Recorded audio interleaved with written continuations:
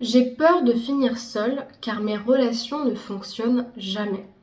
Bonjour à vous, j'espère que vous allez bien. Je suis très heureuse de vous retrouver dans cette nouvelle vidéo et dans ce nouvel épisode de podcast pour les personnes qui m'écoutent sur Spotify pour vous parler justement des schémas répétitifs en amour dysfonctionnels et pour justement m'adresser à toutes les personnes qui ont l'impression que leur relation ne fonctionne pas et qu'elles vont finir seules et quels outils, quelles propositions je peux leur faire pour les aider. Pour celles qui ne me connaissent pas ou ceux qui ne me connaissent pas, je me présente. Je m'appelle Chloé Mercart, je suis coach certifiée, maître praticienne en programmation neurolinguistique et maître praticienne aussi en hypnose ericksonienne et praticienne également en speed hypnose. Je vous accompagne depuis 2019 à vous libérer de la dépendance émotionnelle en renforçant votre estime de vous pour trouver des relations plus saines et plus sereines. Si vous n'êtes pas encore abonné, je vous invite à le faire maintenant en cliquant sur le bouton s'abonner et en activant la cloche des notifications pour recevoir tous les prochains épisodes prochainement.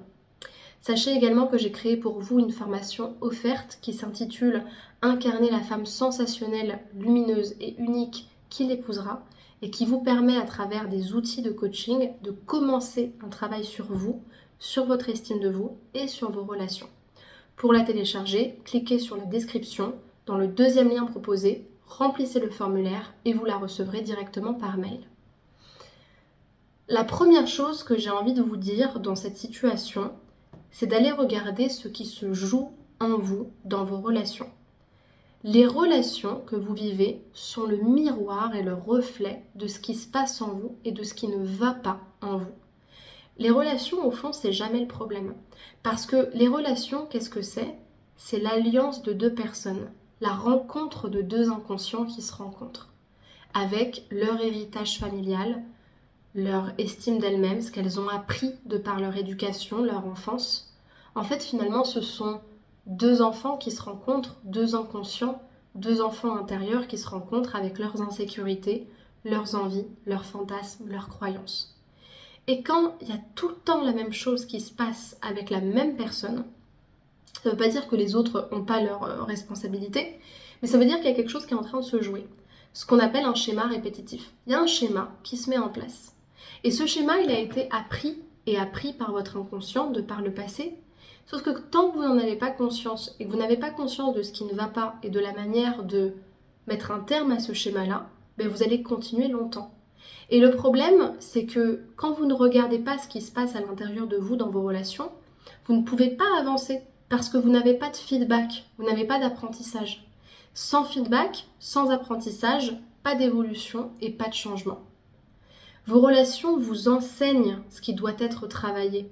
Souvent, ce que je vois en coaching, c'est des personnes qui arrivent en séance et qui me disent « voilà, ça marche pas ». Et en fait, elles restent dans ce sort de statu quo de il se passe rien, c'est vide, c'est mort. Mais en fait, c'est jamais mort. Il y a tout le temps des raisons pour lesquelles ça fonctionne pas. Moi, la question très PNL que j'aime bien poser, c'est comment est-ce que tu fais pour foirer tes relations amoureuses ? En fait, je vais tout le temps vers des connards, je vais jamais vers les bons mecs, je me sens pas belle, je me sens pas confiante, j'ai l'impression que je mérite pas l'amour, je rencontre toujours des hommes qui... Déjà, là, on commence à effleurer l'iceberg, à comprendre la forme du schéma. Qu'est-ce qui est en train de se passer ? Ok. Et pour rencontrer ces gens-là, pour te sentir moche, pour éviter l'amour, pour ci, pour ça, comment tu fais ? Qu'est-ce que tu te dis ? Comment tu te comportes ? Comment tu te sens ? C'est quoi tes capacités ? C'est quoi tes ressentis ? Et on va creuser, on va gratter, on va aller à l'intérieur. Et quand on va comprendre la gangrène, où est-ce qu'elle est, la mauvaise herbe, la racine pourrie qui en fait ne pousse pas et qui n'est pas la bonne, on va venir la remplacer, la déprogrammer pour en remettre une nouvelle graine qui va pousser, qui va fleurir et qui va permettre à la personne d'aller vers des belles relations. Donc moi, la première chose que je vous dis, c'est au lieu de rester dans ce statu quo, allez regarder ce qui est en train de se jouer. Évidemment, ce qui est normal, c'est que vous allez être limité à un moment donné parce que, et c'est bien normal, vous n'avez pas les outils nécessaires qui vous permettent d'aller creuser en profondeur. À moins d'avoir une formation en psychologie ou quelques formations en thérapie brève, c'est très compliqué de s'observer soi-même quand on n'a pas de formation à ça. Nous, les thérapeutes, pour nous, c'est simple.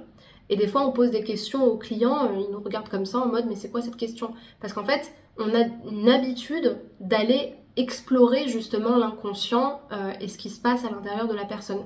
C'est pour ça que d'être aidé par un bon professionnel qui est formé sur ces thématiques-là, ce qui est mon cas, et qui le pratique au quotidien, bah, ça permet en fait de gagner du temps, même si moi je prône jamais le gain de temps, c'est pas la chose la plus importante selon moi, mais ça va nous permettre en fait d'aller travailler sur ce qui bloque de manière chirurgicale, c'est-à-dire d'aller pile là où ça bloque pour répondre justement à cette problématique-là. Là où quand vous le faites tout seul, vous pouvez tourner en rond pendant très longtemps. Un échec ou une réussite est un ensemble de stratégies conscientes et inconscientes. Ça, c'est un des présupposés de la PNL. En PNL, on pense que la réussite ou l'échec, déjà, ça c'est en fonction de la carte. Qu'est-ce qui est une réussite, qu'est-ce qui est un échec? Ça dépend de ce qu'on cherche, ça dépend de l'objectif.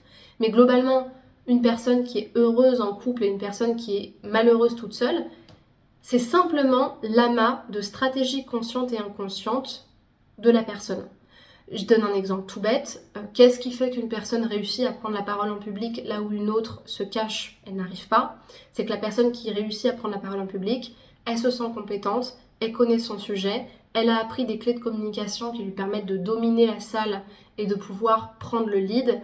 Elle a peut-être un vocabulaire plus fourni, elle a peut-être travaillé sur sa diction, peut-être qu'à l'intérieur d'elle, elle fait appel à une force intérieure, éventuellement elle se sent comme une guerrière, elle a l'impression d'atteindre un objectif, elle a tout un tas de stratégies conscientes et inconscientes qu'elle met en place et qui lui permet de réussir. Chose que la personne qui échoue, entre guillemets, n'a pas ou ne réussit pas à faire. Donc ce que je veux vous dire en fait, c'est que il n'y a aucune raison que vous n'ayez pas accès à cette carte-là. La seule chose auquel vous n'avez pas accès, souvent, c'est des outils. Et les outils, vous ne pouvez pas les inventer tout seul. Les connaissances, je me mets un petit peu en avant, mais les connaissances que j'ai et que j'apporte à mes clients en coaching, ces personnes-là, elles ne peuvent pas l'inventer, en fait. C'est des choses qui ne s'inventent pas. Et c'est parfois ce qui nous manque pour comprendre ce qui se passe, pour mieux nous comprendre, pour comprendre ce qui bloque et pour le changer. Parce que savoir ce qui bloque, c'est bien, mais savoir le changer avec des outils précis, ça ne s'invente pas. Et c'est là où mon métier est important. Donc, moi, ce que je vous conseille, évidemment, c'est d'être accompagné d'un professionnel parce que ça vous permet justement d'aller travailler en profondeur sur ce qui bloque et d'y répondre. Et je permets de faire l'apologie de la thérapie brève parce que ce qui est génial en thérapie brève, c'est que autant avec un psychologue, on va aller creuser en profondeur sur notre rapport à nous-mêmes, notre histoire personnelle et familiale pour comprendre ce qui est en train de se répéter. Ça, c'est clair. D'autant plus que le psy, lui, va plus travailler avec des personnes qui ont des troubles éventuellement de l'identité, des troubles psychopathologiques, de la détresse émotionnelle, chose qu'un coach ne fait pas. Mais par contre, le coach PNL, l'hypnothérapeute et d'autres pratiques qu'il peut avoir, lui, il va vous apporter des outils que peu de praticiens ont.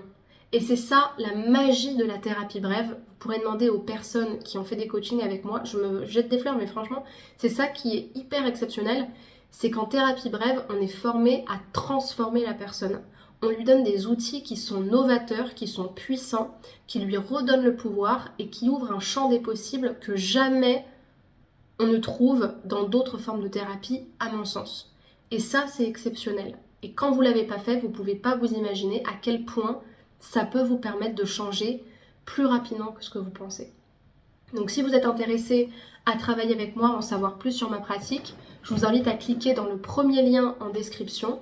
Vous allez pouvoir choisir votre créneau d'appel, remplir les questions du formulaire, échanger avec moi durant 15 à 20 minutes gratuitement pour faire le bilan de votre situation, définir votre objectif, que je vous explique comment est-ce que je travaille et qu'on planifie une première séance si on peut travailler ensemble. Donc pour ça, je vous invite à réserver cet appel. Pour les personnes qui sont plutôt intéressées par des programmes de formation en ligne, donc à faire en individuel, il y a deux types de formations. La première, c'est le programme Confiante, indépendante et envoûtante pour vous libérer de la dépendance affective, renforcer votre estime de vous et rencontrer l'amour sain. C'est un programme qui est long, qui est intense, qui dure de 3 à 6 mois, dans lequel vous avez plein d'outils.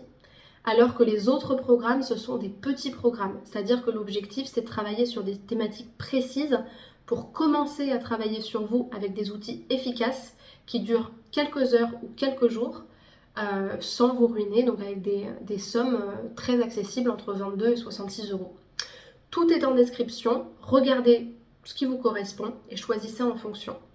Et pour terminer, rejoignez-moi sur les réseaux sociaux, Spotify, Instagram, TikTok, YouTube, Facebook, pour pouvoir me suivre au quotidien, m'écrire et vous apprendre à vous aimer plus. Merci pour votre attention, prenez soin de vous et à très bientôt pour un nouvel épisode. Au revoir.